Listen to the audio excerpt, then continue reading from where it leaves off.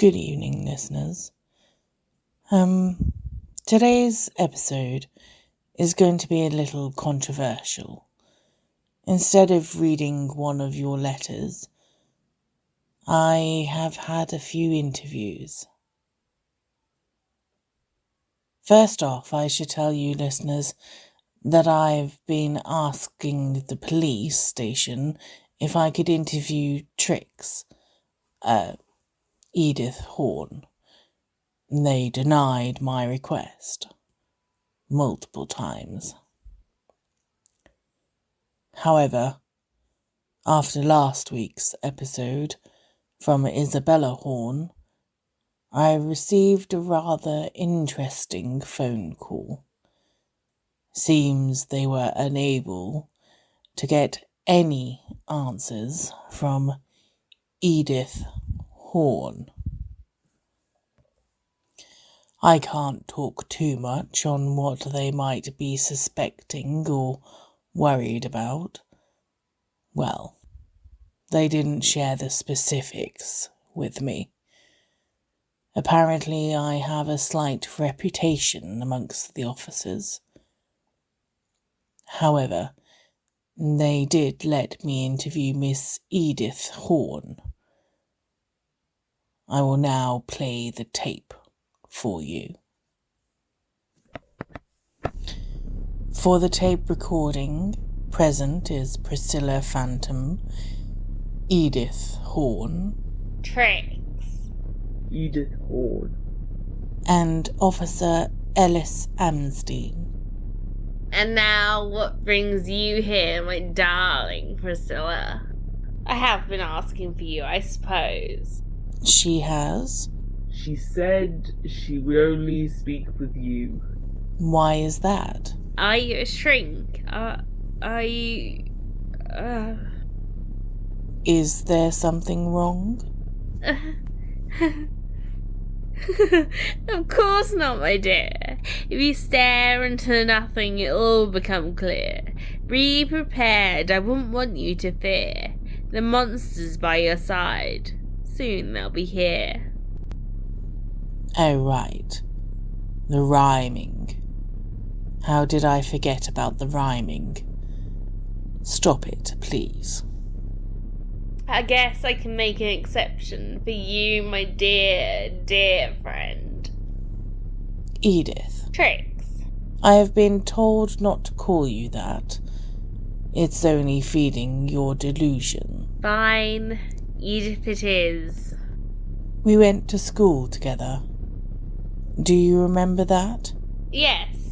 Edith disliked you. She thought you were strange. Oh. Talking about the things you shouldn't see. Well, I mean, The things other people pretended weren't real. She couldn't understand why you couldn't pretend as well. Now she does. Now she knows what you saw. Stop it. I was sick as a child. You're sicker now, lying to yourself the way you do. If you say so. So you remember your school days? Do you remember your cousin Isabella? Isabella. I have heard the name. A name I've known for years and years and years. An eon and a day. Yes, Isabella. He speaks with her. Who? The dreamer, of course. He has no body, unlike me, jumping from person to person like a disease, and occasionally travelling through the wires when this mind gets too cramped. That's why we took Christopher. We thought his mind might hold mine, but... Christopher? Does the name sound familiar? No. I don't know a Christopher. Should I? It's almost a shame you can't remember him, like your mother did. Trix. Edith, what do you know about my mother? Oh, Charlotte Phantom. The gods hated her. Her and her friend. They tried to stop us. There was never much she could do about me, though. How can you kill a mind with no body? What? What do you mean? You truly think I would wear this corpse as what? A fashion statement? No, I lost my body. Your mother couldn't hurt me. What did she do? She tried to trap me in a pocket watch. But, well, you know how these things go.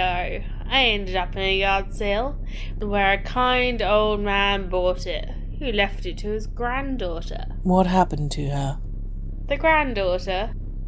My mother. We thought if we showed her what had happened to her darling Christopher, she would... Who is Christopher? You keep talking about him like I'm supposed to know. What was he to my mother? Search your memories. You'll find him where there is nothing. That does not make sense. Does any of this? You're right. You're leading me around in circles. This has been a waste of time. I'm so sorry this couldn't be more help. Maybe this will make sense one day, when the days have ended and have no end. On that day, will you be our enemy or will you be our friend? Why did you kill Edgar Haxel on November 19th? The people in this town play with the occult like a baby with a knife, and then cry when they get hurt. In that scenario, do you blame the knife? Well, I wouldn't blame the baby. Good.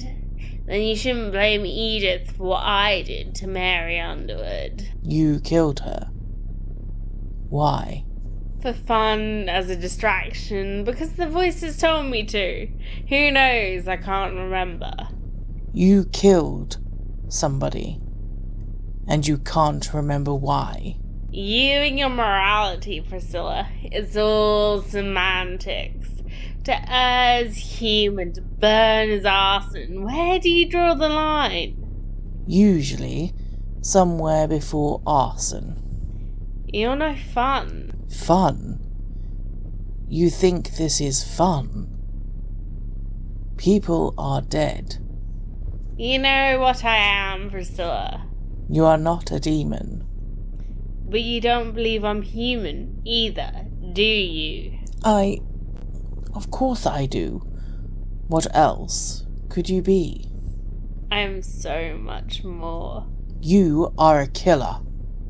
If you're getting all technical, then yes, I suppose. You killed Mary Underwood. She was a kind woman. I think we should end this here. Are you sure? I thought we were really making some breakthroughs. This interview is over.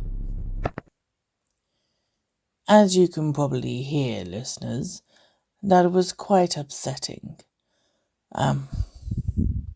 It wasn't an easy interview, but we got a confession from Edith, though this Trix persona is still taking credit entirely for all her recent awful actions.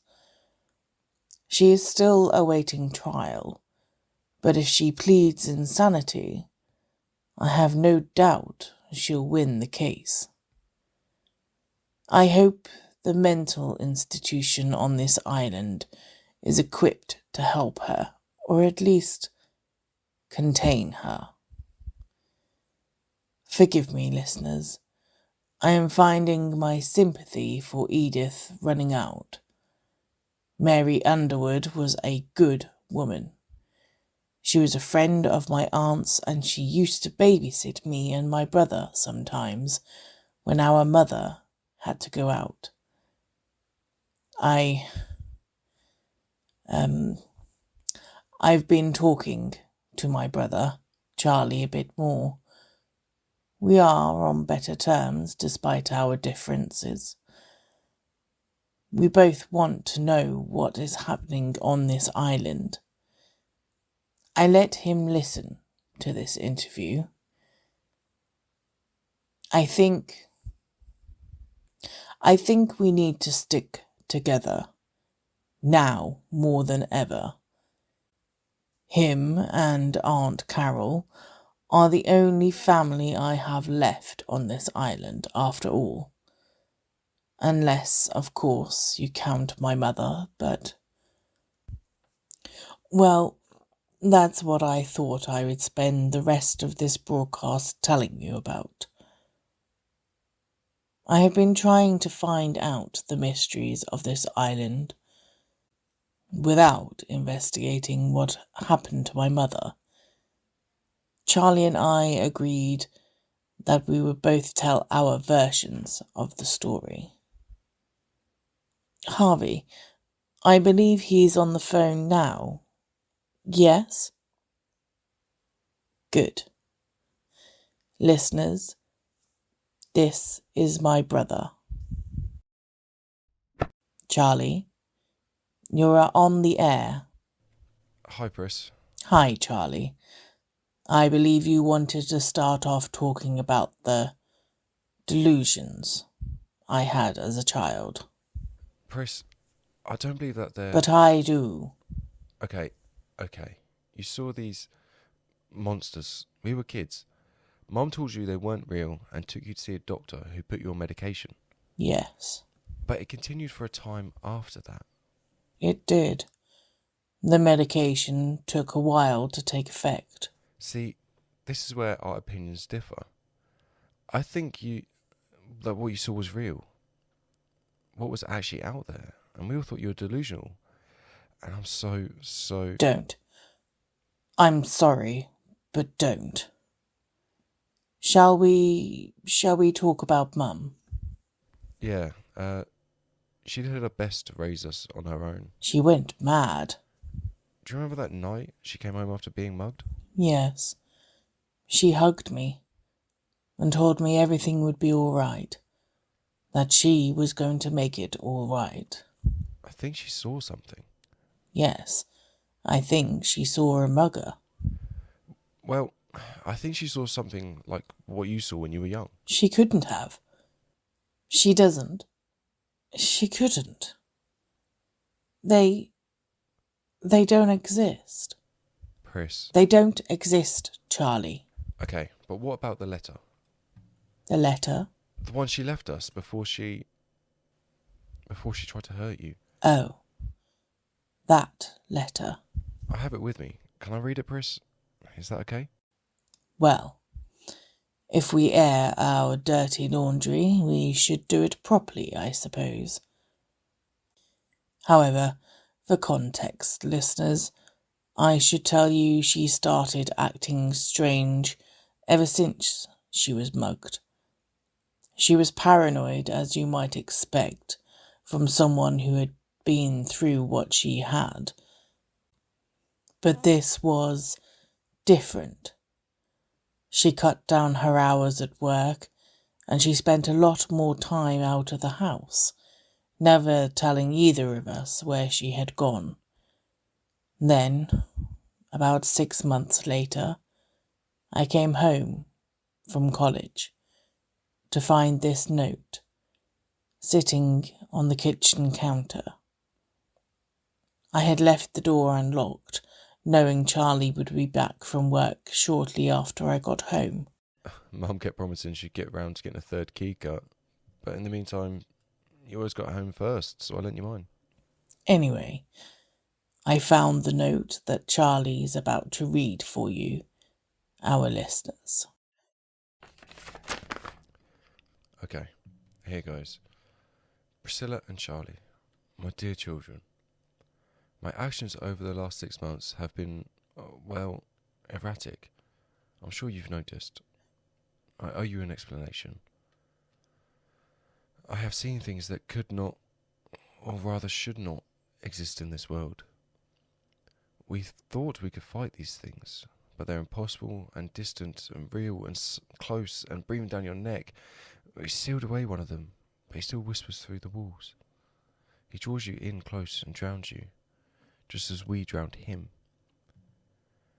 We trapped the skinwalker, with no body of our own, away inside a pocket watch, but she still screams to get out. She will, one day. I can't kill her. For the moment, she is an idea, not a being. How do you kill an idea? I have lied to you, both of you, and I am so, so sorry. At first, they were not lies, what I believed to be true, and then I just wanted to keep you safe. But maybe I just left you defenseless. I came across another one of these things. This one is, well, it's special. And that means I have to stop it. It was human once, but its mind is gone, and so is its will. But it's strong. A puppet with the power of a god. I don't know what's going to happen to me. But if I don't come back, or if I don't come back the same, just know I love you. I will never hurt you. Not on purpose. I will fight. Know that. If nothing else, I will fight to come home to you. I'm so sorry. Please forgive me. I would pray that I make it back to you both, but I'm worried about who will receive my prayers. They took his mind. They can take mine too. Stay safe, and if I seem different, don't let me into the house. Priscilla, Charlie, I love you. That's a letter I never want to hear again. I know how you feel. I'm sorry I couldn't be there. But she says in the note, if I seem different, don't let me into the house. She knew something was going to happen to her, Priscilla. Or at least she suspected. Whatever she did, whatever she saw, she knew it was dangerous. She was scared that she might do what she did. She tried to kill me, Charlie.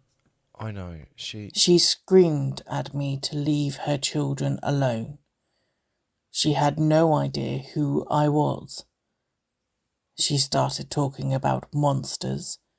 She's delusional. She may see things like I saw as a child, but I guess that just means it runs in the family. I can't afford to believe in these creatures because I refuse to end up like her. She is not well, Charlie, but I am starting to think a lot of people on this island are sick. Priscilla, She attacks the staff at the hospital. I don't blame her. I know she is not in her right mind, but I don't know how to help her, Charlie. I know, neither do I.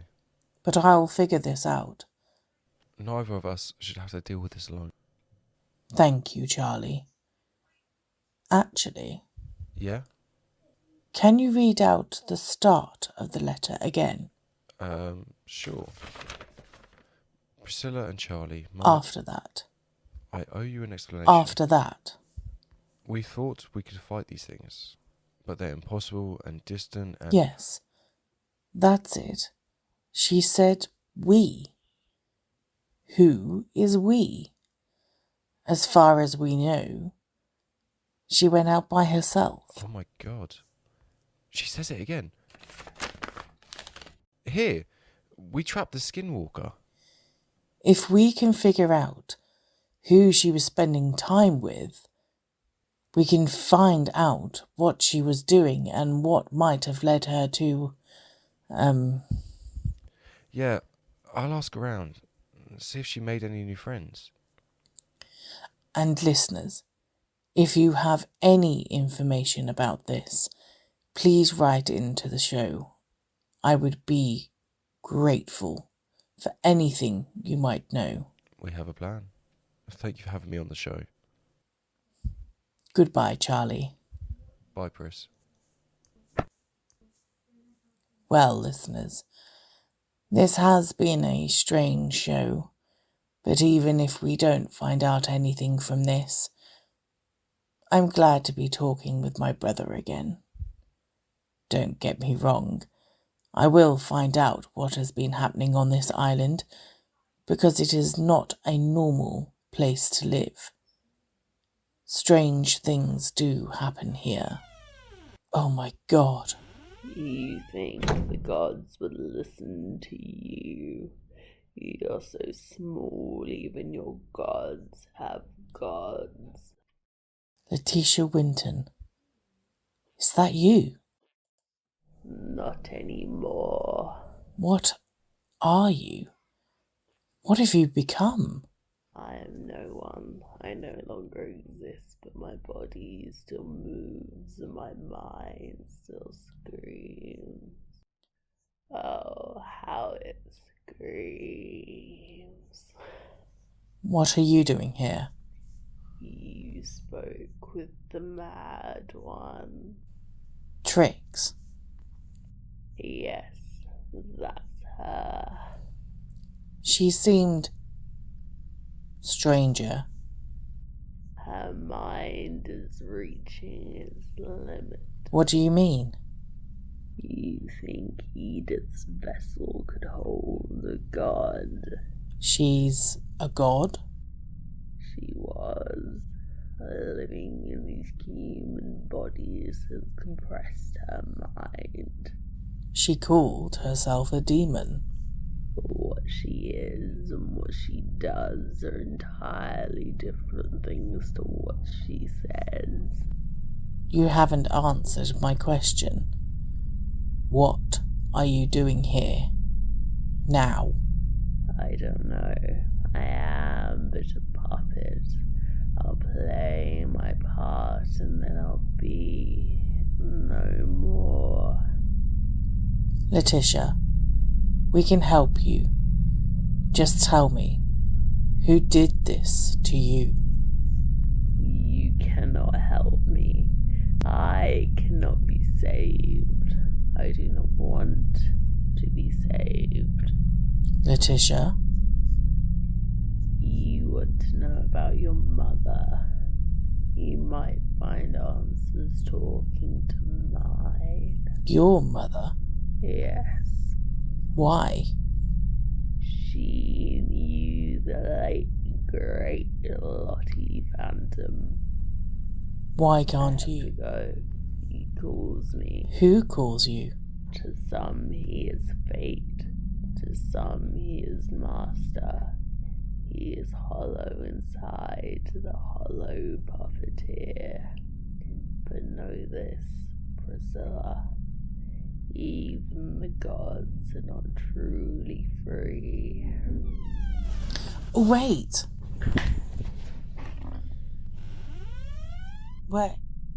Where did she go?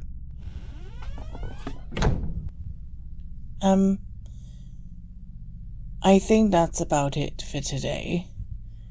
It seems that my time slot is almost over. And honestly, I think I need a break too. As always, sleep well, dear listeners. The voice of Priscilla Phantom was Lyndsey Evans. The voice of Charlie Phantom was Matt Hill. The voice for Trix and Letitia Winton was myself, Sasha K. Williams. The Phantom Myth was written, edited and produced by Sasha K. Williams. Thank you for listening. We hope you enjoyed it. See you next episode. Yes, that's right. We can see you. Joking. Have a positive day.